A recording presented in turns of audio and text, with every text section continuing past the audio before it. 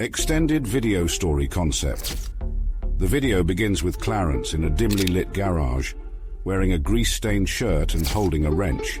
The sound of tools clinking and the occasional hum of a radio playing in the background sets the mood.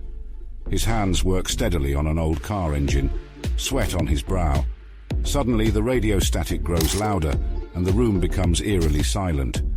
Clarence glances around, confused. As he blinks, the world around him shifts into a dreamlike state.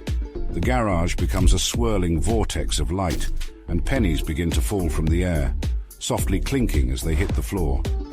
At first he hesitates, but then he bends down and picks one up.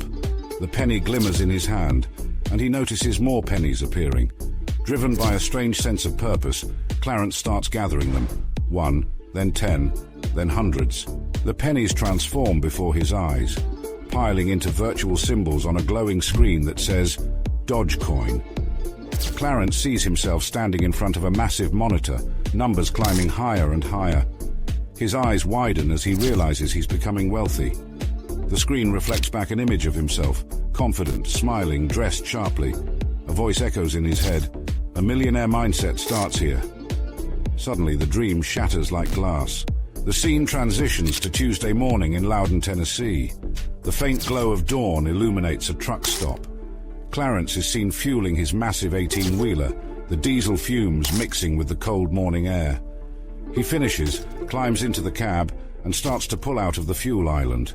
The rumble of the engine fills the air, but just as he begins to turn toward the highway, a loud hiss cuts through the noise.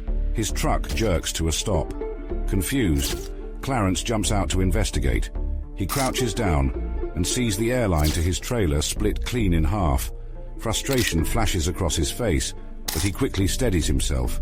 He pulls out his phone and calls his supervisor. "Call dispatch," she says. Dispatch in turn tells him to get a mechanic, but the clock is ticking, and Clarence realizes that waiting isn't an option. He leans against the truck, gazing at the cracked airline, and mutters, "Guess I got fixed this myself." The next few moments show a montage of Clarence improvising. He rummages through his toolkit, his breath visible in the cold air. With grease-covered hands, he slides under the truck, working diligently.